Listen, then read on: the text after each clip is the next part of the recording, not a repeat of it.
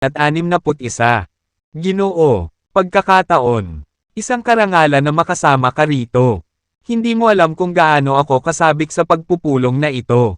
Please, umupo ka na. Nagulat si Jared. Inilabas ni Raymond ang upuan sa opisina at inalok ito sa kanya. Ang sigla ni Raymond ay nalito kay Jared. Bakit ba sobrang over the top siya sa mga pagbati niya? Lahat ng ginawa ko ay hiniling kay Tommy na mag-pop in kanina para makipagkilala. Ginoo, Green, kilala mo ba ako? Tanong ni Jared. Walang laman. Siyempre, nasa banquet din ako ni Mr. Grange. Ang iyong katapangan ay nananatiling sariwa sa aking isipan.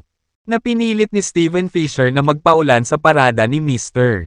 Grange. Ngunit pinalipad mo siya sa isang sipa. Lumakas ang pananabik sa puso ni Raymond nang maalala niya ang mga pangyayari sa piging. Noong araw na iyon, pinangunahan ni Stephen ang mga lalaki mula sa Crimson Dragon gang patungo sa piging ni Walter. Na natakot sa kanila, panauhin sa walang katapusan. Pagkatapos ng lahat, ang karaniwang mga negosyante ay hindi karaniwang nakikipag-away sa pisikal. Mayroon si Jared. Pagkatapos ay humakbang pasulong at pinasuko si Stephen, na nakakuha sa kanya ng paggalang ng lahat ng mga panauhin sa piging. Ang pagbanggit ni Raymond sa handaan ay nagdulot ng nakakaalam ng ngiti kay Jared. Mukha, ngayon alam ko na kung bakit masigasig niya akong binabati. Kung alam ko lang, hindi na kailangang ilabas ang nakaraan. Alam ko, sabik na tumango si Raymond bago hinarap ang kanya. Secretary, Elisa, natapos mo na ba ang kontratang sinabi ko sa'yo kanina? Oo, nandito na, siya. Nagmamadaling iniabot ang kontrata kay Raymond. Pagkatapos ay ipinasa niya ito kay Jared at sinabing, Mr. Pagkakataon, pakisuri ng maigi ang kontrata. Kung gusto mo, magmungkahi ng anumang mga pag-edit sa kontrata. Mangyaring ipaalam sa amin. At susubukan namin ang aming makakaya upang mapaunlakan ang iyong mga kinakailangan. Sagot ni Jared nang hindi binabasa ang kontrata.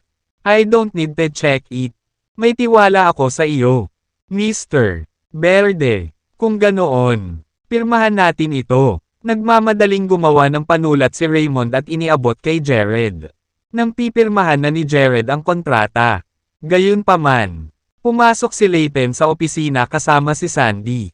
Ginoo, Scott, bahagyang kumunat ang noo ni Raymond sa mga hindi imbitadong bisita. Hayaan na lang niya si Layton ng lantaran. Walang galang na pag-uugali slide. Ang Cosmic Chemical ay hindi nagkaroon ng luho na saktan ang makapangyarihang pamilyang Scott. Habang ang kanyang kumpanya ay nagkaroon isang malaking bahagi ng merkado sa industriya ng kemikal. Ang mga Scotts ay nagmamay-ari ng mga negosyo sa bawat larangan na maiisip. At ang kanilang kapangyarihan at impluwensya ay kapwa humanga at natakot sa industriya. Malamig na hiling ni Layton. Mr. Green, nandito ako para makipag-usap sa iyo. Naalala ko ang usapan namin. Medyo maayos ang takbo ng mga pamilya. Kaya bakit bigla kang pumirma ng deal sa iba? Ginoo, Scott, pinag-isipan naming mabuti ang bagay na ito bago nagpas siyang pumirma sa Sentiment Chemical Limited. Kami ay kapwa negosyante. Sigurado akong naiintindihan mo na lagi naming uunahin ang huling tubo. Nakangiting paliwanag ni Raymond. Sinaman siya ng tingin ni Layton at dumura. Ang kargada niyan. Sa tingin mo ba ako ay isang tulala? Nagpadala sila ng isang random tindero upang bisitahin ka. At dito ka pumipirma ng isang deal sa kanila. Siguradong sinuhulan ka nila. Dumating ako dito sa ngalan ng mga Scott na isara ang deal. At iyon ay isang karangalan na halos hindi mo matatanggap sa iyong buhay. Ang kanyang damang-dama ang galit. Pagkatapos ng lahat, siya ay dumating sa pamamagitan ng mga plano upang maliitin Jared. Lamang upang malaman na siya mismo naging tanga. Masyadong nakakahiya kung lalayo si Jared sa kontratang iyon. Lahat ng bakas ng ngiti. Nawala ang mukha ni Raymond. Pinatigas ang kanyang tono. Ipinahayag niya, Mr. Scott, mangyaring bantayan ang iyong mga salita. Ang Cosmic Chemical ay ang aking kumpanya. At maaari akong pumirma ng mga deal sa sino mang gusto ko. Wala akong pakialam kung gaano kalakas ang mga Scott ay, ngunit wala silang sinasabi sa kung paano ko pinamamahalaan ang aking kumpanya. Nagulat si Layton. Ang lakas ng loob ni Raymond na kausapin siya. Kumunat ang kanyang mga kilay sa galit. Umungal siya. Magsasalita ka ba? Sa akin ganyan. Mapapaalis ko ang buong kumpanya mo sa Horrington nang wala pang isang buwan. Tumango lang si Raymond. Maging aking bisita. Wala akong dapat ikatakot. Napadapa si Layton nang mapagtanto niyang ang kanyang mga banta ay hindi napigilan. Basta, pagkatapos, isang eavesdropping Jeffrey ang tumakbo sa opisina at beeline for Raymond. Mr. Green, naniniwala ako. Ang pamilyang Scott pa rin ang aming pinakamahusay na pagpipilian pagdating sa pagmamanupaktura o pagbebenta. Pagpirma ng deal sa kanila, ay mapakinabangan din ang aming mga kita. Sinuhulan ng pamilyang Scott si Jeffrey para tulungan silang makakuha ng deal. Cosma Chemical, kung matupad ang deal, kailangan niyang ibalik ang suhol at posibleng harapin ang galit ni Layton. Ang kanyang payo, angered Raymond, full-bellowed, Jeffrey, why are you butting your head into this contract business? Administrator ka lang ng opisina. At wala kang masasabi sa mga deal na ito. Nagulat ang malakas niyang saway. Natahimik si Jeffrey. At tahimik na tumabi ang huli. Kumuha ka ba ng pera sa mga Scott? Bakit mo pinagpipilitin si Mr. Green na pumirma ng deal? Sila. Diretsong tanong ni Jared kay Jeffrey na inis na sabi ni Jeffrey. What the H** are you saying? Walang kumuha. Pera ng sino man. Sa tingin ko ikaw ay may mahinang karakter. At palagi akong naniniwala na ang karakter ng isang empleyado ay isang salamin ng kanilang mga halaga ng kumpanya.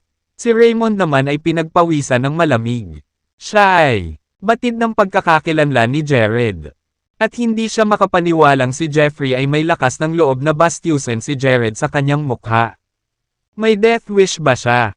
Habang abala ako sa pag-aalala kung nasisiyahan ba si Jared sa aming serbisyo. May incompetent subordinate barked into insult him and ruin my efforts. Binigyan niya si Jeffrey ng isang sipa sa likod niya. Tuhod at namumula. Tumahimik ka.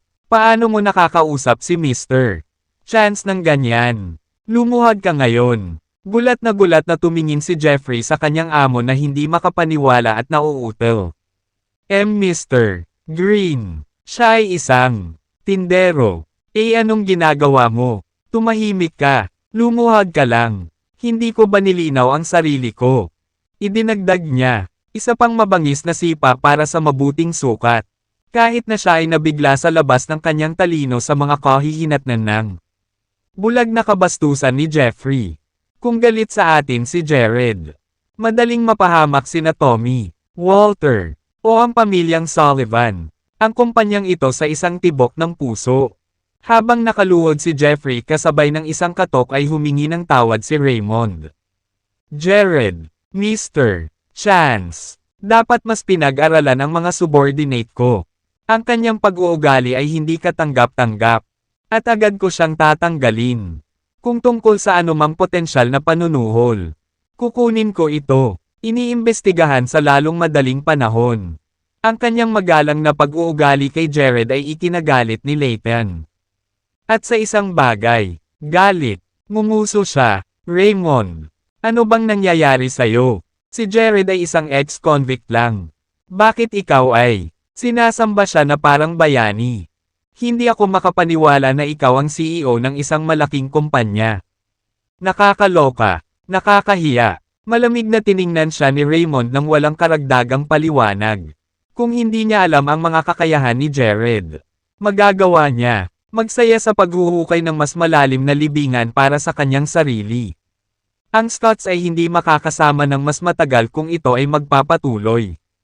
Habang ang pamilya Scott ay makapangyarihan, hindi sila nagkaroon ng pagkakataon laban sa pinagsama-samang lakas ng Tommy, Walter, at ang pamilyang Sullivan. Ginoo Green, pirmahan natin ang kontrata, sa kapayapaan. If you will, dumating. Simpleng hiling ni Jared. Of course. Nilinga ni Raymond si Elisa at nag-utos. Paalisin mo sila. Kung sila, tumangging umalis, tumawag para sa seguridad. Tumango si Elisa bilang pagsang-ayon bago bumaling kay Layton. Ginoo, Scott, sa ganitong paraan, pakiusap, umirap si Layton. Kay Raymond sa halatang sama ng loob. Ngunit ang pagtanggi na umalis sa lugar ay lalabas lamang siya sa wakas. Mas nakakahiya, at tubili. Kinaladkad niya si Sandy habang naglalakad patungo sa mga pintuan. Bago siya umalis, umikot siya at nagbabala. Mag-ingat ka, Raymond. Pagsisisihan ko ito sa mas maraming paraan. Kaysa sa may isip mo. Pagkaalis nila ay napalingon si Raymond sa isang nakaluhod na Jeffrey. At tumahol. Magwala ka. Haharapin kita mamaya.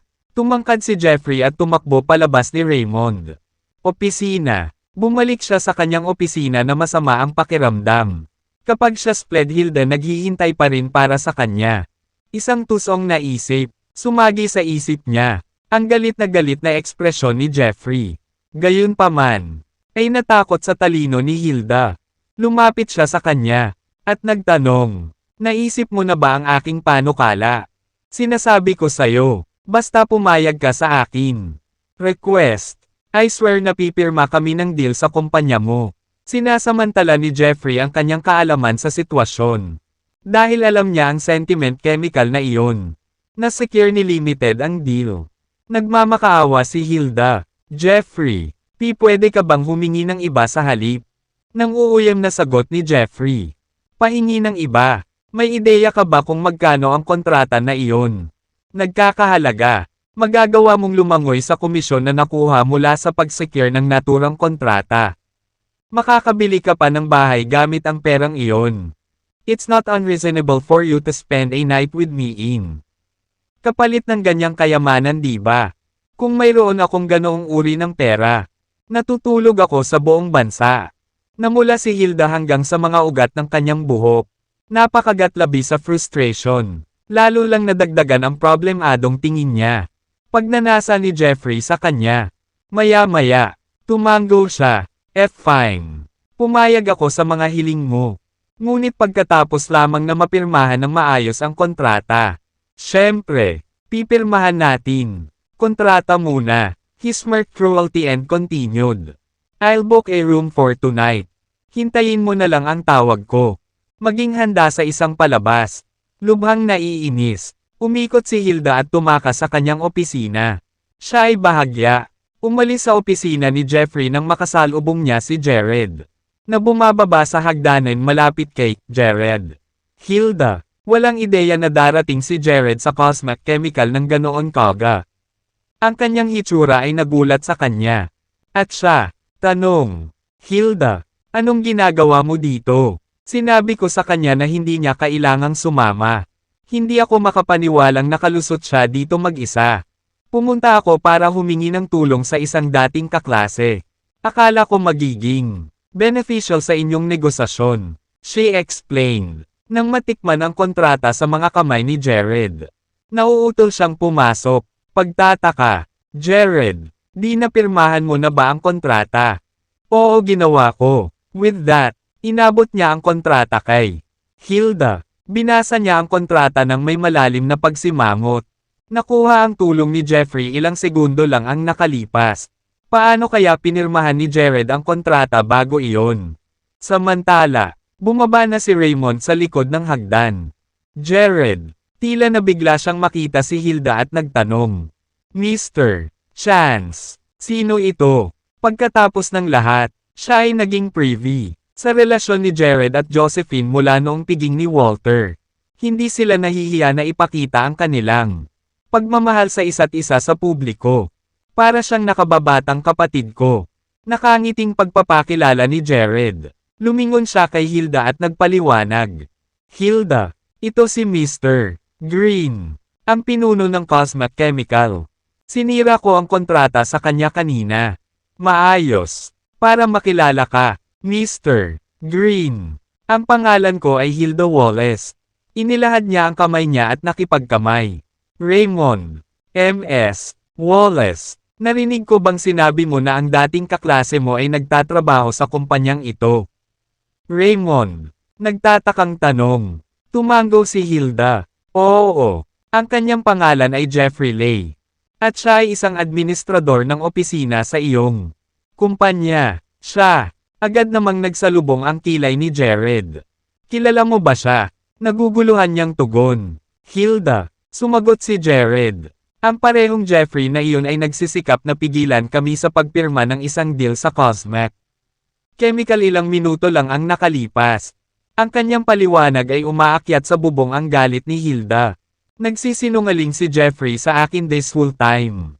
Hindi ako makapaniwalang sumang-ayon ako sa mga nakakadiri niyang kahilingan. Perg. Galit na galit ako na papatayin ko siya. As luck would have it. Lumabas si Jeffrey sa kanyang opisina noon. Kailan? Nakita niya si Hilda na nakatayo kasama sina Jared at Raymond. Naramdaman niyang may problema siya. Kung wala, saad pa, agad siyang tumakbo palabas. Jeffrey, ****starred ka. How dare you lie to me? Binigay ni Hilda, habulin ka agad. Buong lakas na sinisigawan siya ng mga kalapastanganan. Nahuli ni Jared ang sitwasyon at tumalon.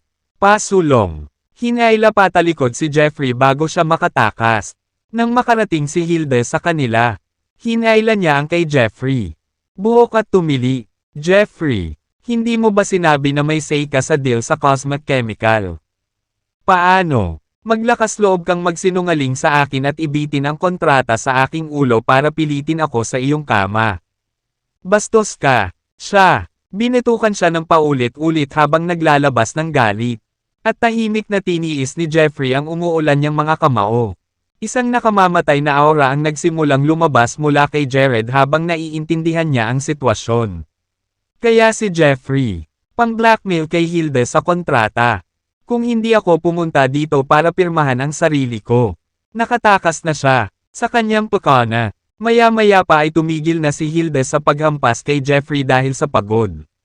Namumugto ang kanyang mga mata. Naluluha habang lumingon kay Jared at bumulong. Jared, I didn't want you to get fired.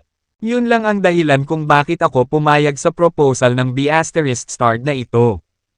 Huwag kang mag-alala, Hilda, naiintindihan ko. Siya, comforted her before staring daggers at Jeffrey sensing his murderous aura. Nanginginig si Jeffrey sa takot at humingi ng awa. Alam kong nagkamali ako, biro lang ang lahat. Magkaklase kami noon. Paano ako magdadala ang sarili ko para samantalahin siya ng ganoon? Ang kanyang labis na paghingi ng paumanhin ay bumagsak sa bingi. Inihayag ni Jared. Ako, ayokong pumatay ng tao ngayon. Hinigpitin niya ang pagkakahawak sa siko ni Jeffrey. At isang napakalaking alon ng espiritual na enerhiya ang nagmula sa kanyang katawan. Binasag ang mga buto sa braso ni Jeffrey. Arg! Nagpakawala ng tenga si Jeffrey. Sigaw ng paghihirap. Lingid sa kaalaman ni Jeffrey. Ang mga buto sa kanyang braso ay durog-durog na hanggang sa hindi na maibabalik. Degree. Jared. Agad namang hinaila ni Hilda si Jared sa tabi pagkatapos ng kanyang pagpapakita ng lakas. Nag-aalala siya noon. Papatayin ni Jared si Jeffrey para sa kanyang kapakanan at muling makulong. Sa harap ng kanyang pag-aalala, tumigil si Jared. Pagpapahirap kay Jeffrey at ibinaling ang atensyon sa isang gulat na si Raymond. Ginoo, Green. Ito ang iyong empleyado. Pakiusap. Pakitunguhan siya kung sa tingin mo ay nararapat. Mabilis na tumango si Raymond at paulit-ulit na tiniyak sa kanya ng kanyang balak na disiplinahin si Jeffrey. Hindi nagtagal ay umalis sina Jared at Hilda bago sila. Overstayed ang kanilang pagtanggap. Kumpiyansa ang una na tuturuan ni Raymond si Jeffrey ng tamang leksyon. Nang bumalik sila sa Sentiment Chemical Limited, lahat ng nasa sales department ay nataranta. Nagsalitan pa sila sa pagbabasa ng kontrata para i-verify ang authenticity nito. Pagkatapos nun, nagkatitigan sila ni Jared. Hindi makapaniwala. Hindi maisip kung paano siya nakakuha ng kontrata sa Cosmac Chemical sa napakaikling panahon. Hinawakan ni Zane ang kontrata nang nanginginig ang mga kamay. Bilang manager ng sales department, siya lang, taong alam ang tunay na halaga ng kontrata. Gayon din ang kumikitang komisyon na itinakda sa kanya. Tumanggap, sa kabila ng kanyang pagkamuhi at pagnanais na sibakin si Jared. Hindi niya maitatanggi na mayroon si Jared. Hindi sinasadyang inabutan siya ng windfall. Gayunpaman, sinubukan ni Zane ang kanyang makakaya upang pigilan ang kanyang pananabik. Paglalagay ng A, walang pakialam na ekspresyon. Sinabi niya, Jared, nakuha mo ang kontratang ito salamat sa amin ni Maria. Pagsisikap sa nakaraan. Huwag ka muna masyadong maangas. Maaaring nakapasa ka sa round na ito at naligtas ang iyong sarili. Mula sa chopping block, pero hindi ibig sabihin na papasa ka sa susunod na evaluation. Pagkatapos nito, itinago ni Zane ang kontrata at pumunta sa opisina ng general manager. Sabik na ibahagi ang magandang balita. Zane, sandali lang. Sinundan siya ni Maria pagkaalis niya sa sales department. Siya, napahinto matapos makitang si Maria ay tumatakbong sinusundan siya. Maaari mo bang sabihin sa akin kung magkano ang kikitain mo dito? Kontrata. Alam ni Maria na malaki ang komisyon mula sa kontrata. Ngunit na-curious siya tungkol sa eksaktong kabuuan. Napasimangot si Zane habang sumagot. Hindi mo ba nakita ang mga bahay sa Dragon Bay para sa isang habang? Maaari naming tingnan ang mga ito bukas. At maaari kang pumili ng anumang unit na gusto mo. Papasok na kami. Riches, salamat sa kontratang ito. At tiyak na makakabili kami ng magandang bahay kung ganoon. Nang marinig iyon ni Maria, halos mapatalon siya sa tuwa. Excited na tanong niya, talaga, mukhang hindi si Jared, na walang kwenta. I think that he's merely relying on the foundations we've built previously. Zane, nanunuya, na iniisip na hindi karapat dapat si Jared sa papuri. Oo, kung hindi natin ito pinaghirapan noon pa, hindi sana madaling mapirmahan ni Jared ang kontrata. Pagsang-ayon ni Maria habang tumatango. Lahat tama. Gagawin ko. Ipasa ang kontrata kay Mr. Jennings. Siguradong gagantimpalaan niya ako. Baka ilipat pa niya ako sa procurement department.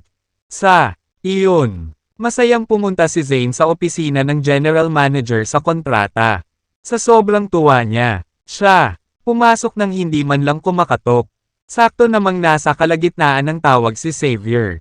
Nang may mapansin, bigla niyang pinatay ang tawag. Malungkot ang ekspresyon ni Xavier nang makita niya. Zane, dahil alam niyang napasok lang siya sa gulo. Nanginginig si Zane sa takot. Itinaas niya ang kontrata at ipinahayag, Mr. Jennings, pumirma na kami ng kontrata sa Cosmic Chemical. Dahil ito ay isang mahalagang contract. Hindi naman siguro magagalit si Xavier after marinig ang ganyang balita. Gayunpaman, nagkamali si Zane. Pagkatapos niyang magsalita ay nagalit agad si Xavier. Magwala ka ngayon. Tapos binato niya ng tasa. Si Zane na mabangis, bumagsak. Ang tunog ng pagkabasag ng tasa ay ikinagulat ni Zane. Dahilan upang siya ay tumakbo palabas sa takot. Nagngangalit ang kanyang mga ngipin. Humihingal si Xavier sa galit. Alam na niya na nagawang pirmahan ni Jared ang kontrata sa Cosmic Chemical. Noong una, gusto niyang mapahiya si Jared doon. Ngunit ginawa ni Layton. Sa halip ay napahiya. Ang tawag kanina ay galing kay Layton, na naging marahas kay Xavier. Pasaway. Nakipag-ugnayan lang si Xavier kay Layton dahil ayaw na niyang manatili sa Sullivan. Pamilya. Dahil maaaring gamitin ni Layton ang kanyang pagkakanulo sa pamilya Sullivan bilang blackmail.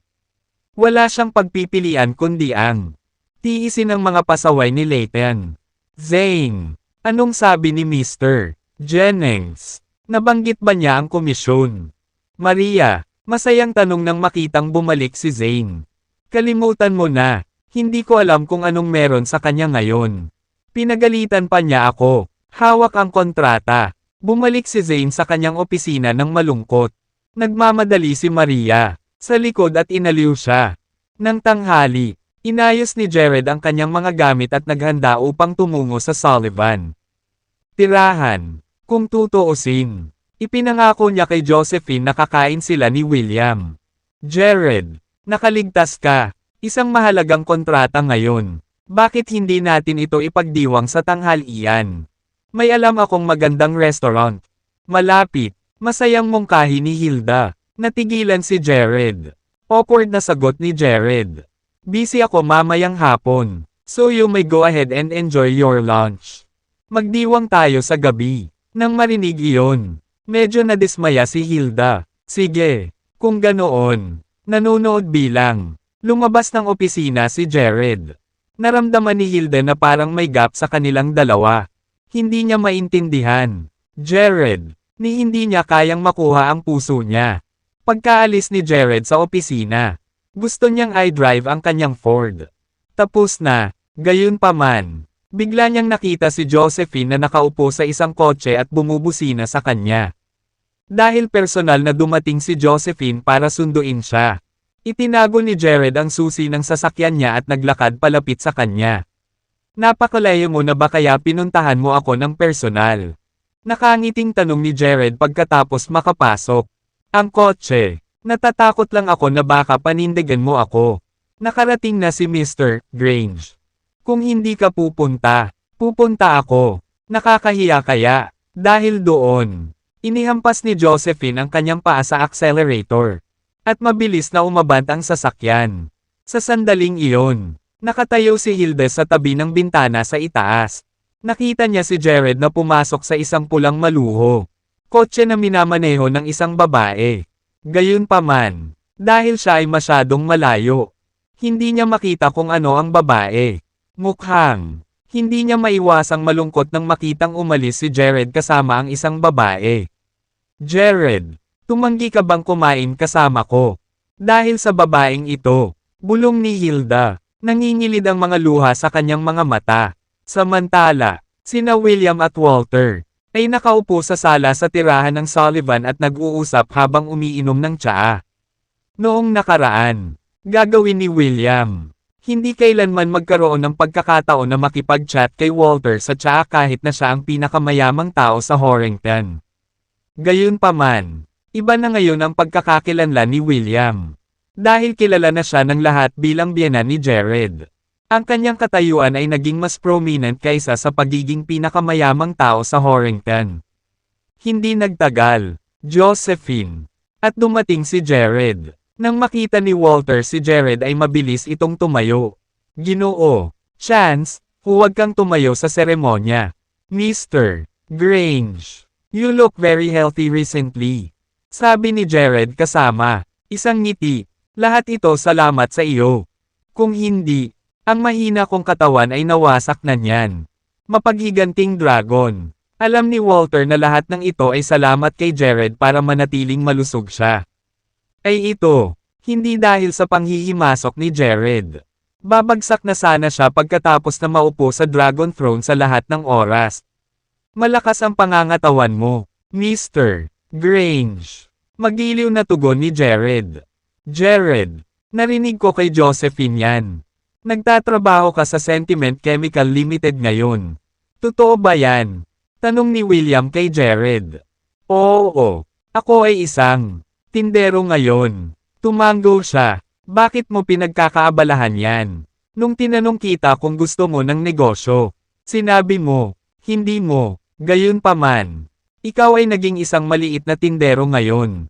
May balak ka bang magsimula sa ibaba? Pagsisiyasat ni William. Umiling si Jared. Hindi niya alam kung paano ipapaliwanag. Noong dumalo siya sa panayam. Hindi siya dumalo. Alam na ang kumpanya ay kabilang sa pamilya Sullivan. Higit pa rito, hindi niya planong magtrabaho para sa A. Matagal na panahon. Gusto lang niyang patahimikan ang mga magulang niya pansamantala. Nang mapansin ang pananahimik ni Jared. Patuloy ni William. Nakapag-ayos na ako para ikaw ang pumalit sa posisyon ni Josephine bilang ang chairman sa susunod na Lunes. Dahil hindi siya pupunta sa opisina sa susunod na 2 buwan. Nag-aalala akong iwan ang lahat. Mga kamay ni Xavier. Natigilan si Jared nang marinig iyon. Mabilis na ikinaway ang kanyang mga kamay. Tumutol siya. Ako, hindi para doon. Mr. Sullivan. Wala talaga akong panahon para mag-manage ng kumpanya.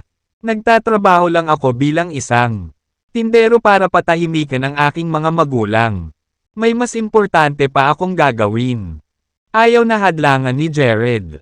Sa pamamagitan ng mga walang kabuluhang bagay na ito, kailangan niyang gumugol ng mas maraming oras sa pagsasanay.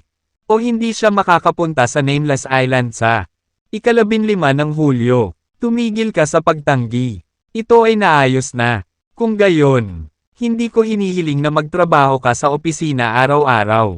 Mag-focus ka na lang sa mga personal mong bagay. Iniisip na tinatanggihan lang ni Jared ang alok. Courtesy. Pilit siyang pinatanggap ni William. Matapos basahin ang silid, naisip ni Jared na iyon nga. Hindi nararapat na sabihin ang anumang bagay. Dahil nakahanda na ang pagkain.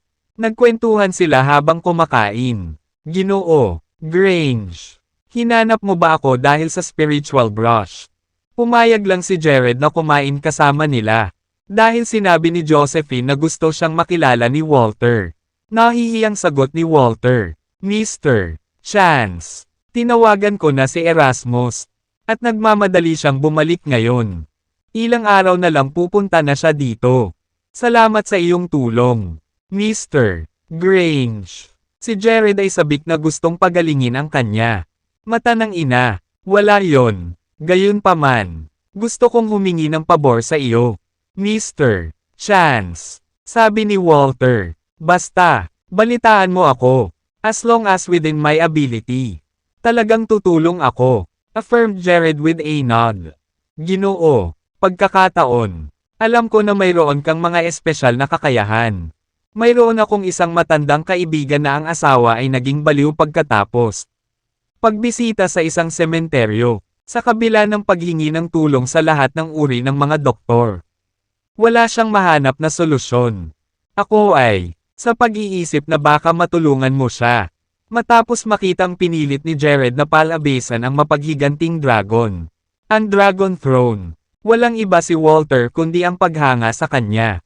Kung siya ay naging baliw pagkatapos bisitahin ang sementeryo, malamang na sinapian siya ng multo. Hindi naman malaking problema. Mahinaong sabi ni Jared. Kung kaya mo, gamutin mo siya. Ipapaalam ko sa kaibigan ko na dalhin ang asawa niya sa iyo ngayon din. Masayang inilabas ni Walter ang kanyang telepono. At naghanda para tumawag. Gayunpaman, itinaas ni Jared ang kanyang kamay at pinigilan si Walter. Sabi niya, wala kami. Nagmamadali, Mr. Grange. Mas magandang makita siya sa gabi. Maaari mo bang ibigay sa akin ang kanilang address? Bibisitahin ko sila ng personal pagkatapos ng trabaho. Salamat, Mr. Chance. Walter. Nagpasalamat ng husto sa kanya, simpleng kilos lang. Iniistorbo rin kita sa pamamagitan ng pagtatanong sa iyo na hanapin ang spiritual brush para sa akin. Nakangiting sabi ni Jared dahil nagtutulungan kayo. Hindi mo na kailangang tumayo. Sa mga seremonya, lumalamig na ang pagkain. Naputol ang pag-uusap ni William. Kung hindi, pareho nang, sila ay patuloy na nagpapalitan ng kasiyahan hanggang sa walang katapusan. Pagkatapos kumain ay pinabalik ni Josephine si Jared sa opisina. Jared, sasanduan kita sa gabi at itag kasama. Ikaw, hindi pa ako nakasaksi ng multo na nagtataglay ng isang tao. Excited na sabi ni Josephine kay Jared. Hindi ka ba natatakot? Nang asar na tanong ni Jared nang makita kung gaano siya ka-excited. Ano ang dapat ikatakot? Darating ka dyan. Alam ko na ang mga taong may napakahusay na medikal na kasanayan tulad mo ay may mga paraan upang harapin. Mga multo. Ang ilang mga bata ay umiiyak dahil sa takot. Ngunit sila ay magiging mas mabuti pagkatapos bigkasan ng mga doktor ang isa o dalawang spell. Hindi na kailangan ng anumang mga iniksyon o gamot. Sabi ni Josephine. Ngumiti si Jared at hindi. Sabihin kahit ano. Baka matakot si Josephine kapag nakita niya ito ng sarili niyang mga mata mamaya. Pagkatapos, bumaba si Jared sa sasakyan. Pinalis ni Josephine. Samantala, nakatayo pa rin si Hilde sa tabi ng bintana. Kanina pa niya hinihintay si Jared na bumalik dahil gusto niyang makita kung sino ang babae. Gayunpaman, siya, hindi pa rin makakuha ng malinaw na sulyap sa babae.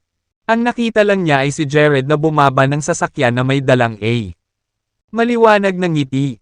Pagbalik ni Jared sa sales department, napansin niyang masama ang pakiramdam ni Hilda. Kaya naman, tinanong niya, ano ang problema? Hilda, wala. Hindi nagtitipid ng isang sulyap sa kanyang direksyon. Pilit na ngumiti si Hilda at umalis. Hindi masyadong nag-isip si Jared tungkol doon. Umupo siya at nagsimulang magtrabaho kaagad.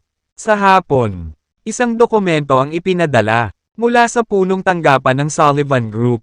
Nakalagay ito sa desk ni Xavier. Nang mabasa ni Xavier ang nilalaman ng dokumento, ang kanyang ekspresyon ay naging lubhang malungkot at nagbabanta. Ang dokumento ay tungkol sa paglipat ng posisyon. Si Jared ay itatalaga bilang chairman ng Sentiment Chemical Limited mula sa susunod na Lunes. Sa kaso, magiging direct superior siya ni Xavier. Bakit? Bakit? Napaungol si Xavier habang binabasa ang dokumento. Agad niya itong pinunit. Anong problema, Mr. Jennings? Nagmamadaling pumasok ang sekretarya ng siya. Narinig ang kanyang mga sigaw. Magwala. Napasigaw si Xavier dahilan para makaalis siya. With his blood's eyes, Xavier, mukhang isang ganap na baliw. Kasalanan mo ang lahat, Jared. Kasalanan mo ang lahat. Papatayin kita, Xavier. Nagngangalit ang kanyang mga ngipin. Sa kabila ng pagiging isang nangungunang mag-aaral na nagtrabaho para sa pamilya Sullivan sa loob ng maraming taon. Natapos siya, na natalo ng isang ex-convict. Hindi niya matanggap ang katotohanan ito. Sa sandaling iyon, nalilikot na ang kanyang isip. Mahabang panahon, lumipas na bago kumalma si Xavier. Tinitingnan ang dokumento. Nanap unit, dahan-dahan niyang binuksan ang drawer. May nakalagay na baril sa loob ng drawer. Nakatitig sa baril. Xavier, tila gumagawa ng isang napakahirap na desisyon. Dahan-dahan niyang itinaas ang baril. Hinahampas ang malamig na bakal ng baril. Gumawa siya ng desisyon. Tawag ni Xavier kay Zane. Zane, sabihin mo, pumunta si Jared sa opisina ko. Nagulat si Zane, na nakaupo pa rin sa kanyang opisina at nagngangalit.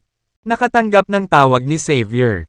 Zane, bakit hinahanap ni Mr. Jennings si Jared? Tanong ni Maria. Paano ko alam? Napakunot ang noo ni Zane. Dahil pakiramdam niya ay may masamang mangyayari. Si Mr. Jennings ba, pagbibigay ng lahat ng komisyon kay Jared? Napansin ko naman na kahit papaano ay may kaugnayan sa kanya si Jared. Kung hindi niya bibigyan ng magandang pagkakataon si Jared. Galit na sabi ni Maria. Lahat tama, tumigil ka, nangungulit, bad mood ako ngayon. Sinaman ang tingin ni Zane si Maria bago lumabas ng opisina at naglakad papunta. Mesa ni Jared. Jared, inutusan ka ni Mr. Jennings na pumunta sa kanyang opisina. Malamang tungkol sa kontrata. Ikaw, alam na alam kung ano ang dapat mong sabihin sa kanya. Kung hindi kami nakagawa ni Maria ng magandang relasyon kay Cosmac Chemical, madali mo bang nasecure ang kontrata? Sumulyap kay Zane. Binigyan ni Jared ng ngumisi. Walang sabi-sabi. Tumayo siya at umalis. Galit na galit si Zane nang makita ang reaksyon ni Jared. Hindi niya napigil ang bamulong. Kung hindi dahil sa rekomendasyon ni Maria, hindi mo magagawa. Upang manatili sa kumpanyang ito, paano mo ako kalabanan? Pagsisisihan kita sooner or later. Pagkatapos, dumating si Jared sa opisina ni Xavier. Gusto munang ipaalam ng secretary kay Xavier ang pagdating ni Jared. Gayunpaman, direktang itinulak ni Jared ang pinto at pumasok. Hindi binigyan ng pagkakataon ang sekretarya na huminto. Kanya, Ginoo Jennings, siya, nagpumilit siyang pumasok. Nag-aalalang paliwanag ng sekretarya kay Xavier. Nakatitig sa Jared. Ikinaway ni Xavier ang kanyang mga kamay sa sekretarya at nagbilin. Lumabas ka, nang walang pahintulot ko, walang sino man. Pinapayagang pumasok. Tumango ang sekretarya at umalis. Isinara ang pinto sa likuran niya. Maupo ka, Xavier. Turo sa upuan sa harap niya. Hindi tumayo si Jared sa seremonya at direktang umupo sa tapat niya. Basta, ganoon. Nagtitigan sila ng 1 minuto sa kabuoang katahimikan. Bakit mo ako hinanap? Magsalita ka na. Marami akong ginagawa. Udyok ni Jared. Dahil nanatiling tahimik si Xavier. Jared, inimbestigahan ko na ang background mo. Isa kang ordinaryong tao at isang ex-convict. Bakit mo? Karapat-dapat bang magustuhan ni Josephine? Bakit karapat-dapat kang maging chairman? Bakit? Sinaman ang tingin ni Xavier. Matiim si Jared. Hindi niya maintindihan kung bakit nagustuhan ni Josephine si Jared ngunit hindi siya. Na nag-aral sa ibang bansa at naging nangungunang estudyante. Kung si Jared ay isang mayamang tagapagmana o anak ng isang politiko. Hindi madarama ni Xavier ang labis na pagkaagrabyado. Gayunpaman, si Jared ay isang karaniwang tao na kahit isang ex-convict. Sa kabila noon, mas gusto ni Josephine si Jared. Sa kanyang sarili, hindi iyon maisip ni Xavier kahit anong mangyari. Nang asar na ngumiti si Jared. Nagkagusto sa isang tao, hindi nangangailangan ng lahat ng mga kadahilanang iyon. Gusto lang ako ni Josephine. What can you do about it? Ekspresyon niya, at tono agad na nagalit kay Xavier. Sa kabila ng kanyang mga naunang pagsisikap na pakalmayan ang kanyang sarili. Nawala ang kanyang galit sa sandaling iyon. Jared, gusto ko, umalis ka na sa Horrington at lumayo kay Josephine. Huwag ka nang babalik. Kung hindi, gagawa ako. Pinagsisisihan mo. Buong lakas na sigaw ni Xavier habang nakatitig kay Jared ng nanlalaki ang mga mata. Nagsisisi. Jared, malamig na ngumiti. Wala naman akong pinagsisihan dati. Isa pa, walang karapatan ang isang tulad mo. Utusan mo ako. Huwag mo akong takutin. Ipapakita ko sa iyo kung may karapatan akong utusan ka. Bilang, wika ni Xavier. Bigla niyang inilabas ang baril sa drawer at itinutok kay Jared. Dahil kay Xavier iyon. Sa unang pagkakataon na tumutok ng baril sa isang tao. Nanginginig ang kanyang mga kamay. Nang makita ni Jared si Xavier na nakatutok sa kanya ang baril na iyon. Isang mapanuksong ngiti ang naglaro sa kanyang mga labi. Nang makita ko si Jared. Not afraid at all. Xavier roared furiously. Babaril talaga ako. Sa sandaling hilahin ko ang gatilyo. Nakahiga ka na. Isang pool ng dugo kaagad. I shoot. Kung gayon. Nanginginig ang kamay mo kaya malamang hindi mo mapuntirya.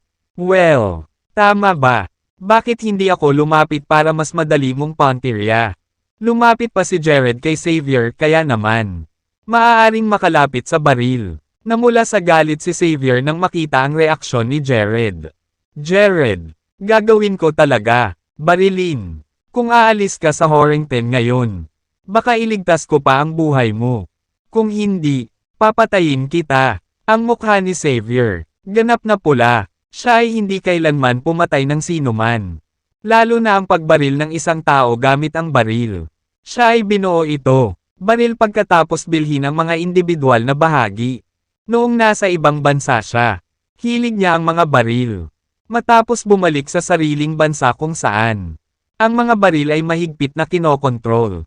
Siya ay lihim na nagtipon ng isa. Sa kabila ng pagkagusto sa mga baril. Hindi pa siya nakabaril o nakapatay ng tao. Sinusubukan ni Xavier ang kanyang makakaya upang pigilan ang kanyang sarili. Ngunit ang kanyang mga kamay ay patuloy na nanginginig. Nakatingin sa Xavier. Ngumisi si Jared.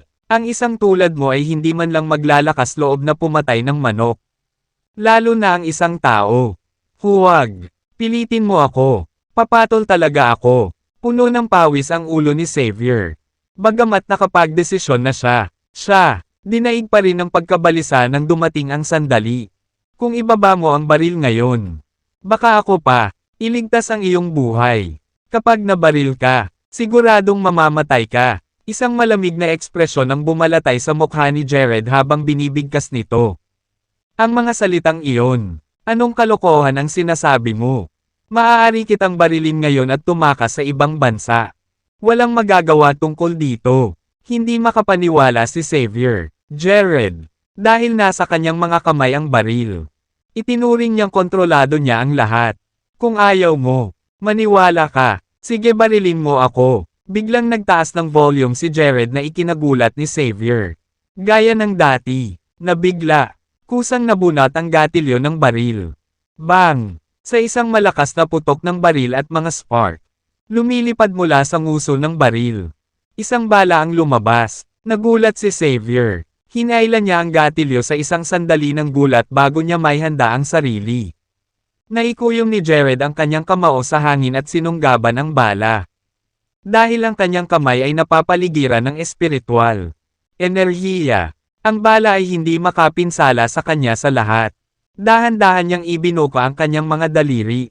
Inilantad ang gintong bala. Nahuli niya lang ba ang bala na iyon gamit ang kanyang kamay? Napatulala si Xavier. Dumulas ang baril mula sa kanyang mga kamay. At dumapo sa lupa. Sinabi ko na kapag nabaril ka, ikaw ang patay. Habang nagsasalita si Jared, siya, naglalabas ng nakakatakot at nakamamatay na aura, na nagpanginig kay Xavier nang hindi sinasadya. Naramdaman ni Xavier ang matinding pagpatay na hangarin mula kay Jared. Naramdaman ni Xavier ang lamig sa kanyang gulugod. Parang naramdaman niya, bumulusok lang sa kailaliman ng impyerno. Hindi, imposible ito. Paano mo posibleng mahuli ang bala? Bakas ang takot sa buong mukha ni Xavier. Umiling-iling pa siya. Ayaw maniwala sa kung ano. Totoo ang kanyang nasaksihan. Hindi niya maintindihan kung ano ang nangyari. Dahil ito ay higit pa kanyang pangunawa sa mundo. Si Xavier ay isang ordinaryong tao lamang. At hindi man lang siya martial artist. Kaya naman, wala siyang alam tungkol sa martial arts. Pinaikit ni Jared ang kanyang mga mata. Walang imposible. Kung hindi ka naniniwala sa akin, pwede mo na ulit akong barilin. Nang makasalubong ang nakamamatay na tingin ni Jared, nahulog si Xavier mula sa kanyang upuan at bumagsak sa sahig. Hindi siya naglakas loob na kunin ang baril. Pati na ang barilin muli. Sumasalo ng bala gamit ang kanyang kamay. Bagaman, hindi naniniwala si Xavier. Iyon ang katotohanan. Wala siyang choice kundi maniwala. Naintindihan niya rin sa wakas, bakit ang isang ordinaryong tao at ex-convict na tulad ni Jared ang kayang makuha ang puso ni Josephine. Maaari bang isang ordinaryong tao ang makakahuli ng bala gamit ang kanyang kamay? Higit pa sa anino ng A. Pag-aalinlangan. Tiyak na mayroon siyang ibang pagkakakilanlan na hindi kailanman matuklasan ng aking pagsisiyasat. Sa sandaling iyon, naalala rin ni Xavier kung paanong walang ginawa si Felix kay Jared pabalik sa vintage restaurant ngunit binitukan siya sa halip. Kung iisipin, malamang natakot si Felix sa kanyang pagkatao. Hindi pala. Kahit sa parehong liga niya. Noon pa man ay ipinagmamalaki niya na nag-aral siya sa ibang bansa at nadama niya na siya ay 100 beses na mas mahusay kaysa Jared. Gayunpaman, bigla niyang napagtanto na siya ay masyadong mababaw sa sandaling iyon. Pakiusap, huwag kang pumatay. Nakikiusap ako sa iyo. Sa sobrang takot, siya ay nag-check out at umamin ng pagkatalo. Siya ay natatakot sa kamatayan at hindi ng ahas. Pumatay. Kung tutuusin, kanina lang niya hinaila ang gatilyo dahil sa kanyang rot nerves. Sa kabila ng paghanda sa sarili para sa posibilidad na patayin si Jared, hindi pa rin siya naglakas loob na hilahin ang gatilyo at kumuha ng isang buhay kapag ito ay dumating daw na ito para sa tunay. Nang makita ang kanyang kalunos-lunos na kalagayan, nawala ng ganang pumatay si Jared. Inihagis niya ang bala sa lupa at malamig na nag-utos. Simula ngayon, umalis ka sa Horrington. Huwag ka na ulit magpapakita sa harapan ko. Pagkasabi noon ay umikot si Jared at lumabas ng opisina. Pagbukas niya ng pinto ng opisina, nakatayo sa may pintuan ang sekretarya ni Xavier. Ang kalahati. Pangalawa ay nakita niya si Xavier na nakaluhod sa lupa sa may siwang ng pinto. Tuluyan na siyang natigilan. Sinulyapan siya ni Jared, na labis na natakot sa kanya. Gayunpaman, wala siyang sinabi, ni hindi siya nag-abalang isara ang pinto sa likuran niya. Sa halip, iniwan niya itong nakabakaka at hinayaan niyang titigan niya si Xavier na nakaluhod. Umalis ka, scram! Sigaw ni Xavier sa kanyang sekretarya. Dahil sa takot, Ang sekretarya ay nagmamadaling tumakbo. Sa loob-loob niya, namamalagi sa kanyang kalooban ang pagkabalisa. At siya ay nag-aalala. Sakit na madismiss siya dahil nakita niya si Xavier sa isang nakakahiyang estado. Lingid sa kanyang kaalaman. Dahan-dahang pinulot ni Xavier ang baril at bala mula sa lupa noon. Pagkatapos ng huling pagtingin sa kanyang opisina, umalis na siya. Mula noon, hindi na siya muling nagpakita sa opisina o kahit sa loob. Ang buong Horrington. Jared, hiniling ba sa iyo ni Mr. Jennings na pag-usapan ang tungkol sa komisyon? Ano ang sabi mo sa kanya? Agad na hiling ni Zane nang makita niyang bumalik si Jared sa sales department. Bagamat ayaw niyang makipag-usap sa lalaki, ginawa pa rin niya iyon para sa kapakanan ng komisyon. Wala naman. Malamig na sagot ni Jared sabay tingin sa kanya. Gusto mo lang itago ang lahat ng komisyon para sa sarili mo. Ha, Jared. Hayaan mong sabihin ko sa iyo na ang kumpanya. Itinatakda ng patakaran na ang tagapamahala ay may bahagi sa komisyon kahit na sino sa departamento ng pagbebenta. Kumukuha ng kontrata. Higit pa rito, nakagawa na kami ng ilang biyahe sa Cosmic Chemical nitong mga nakaraang araw. Buwan. Hindi mo makukuha ang kontrata kung wala kami. Kaya huwag mong isipin na magaling kayong lahat at makapangyarihan.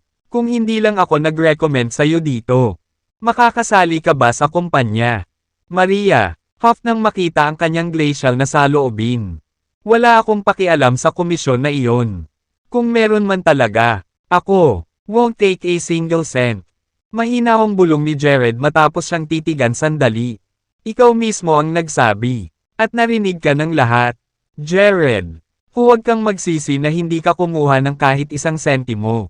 Zane, nagmamadaling iproklama sa malakas na boses nang marinig iyon. Natatakot na baka balikan siya ng lalaki. Salita, hindi ako magsisisi.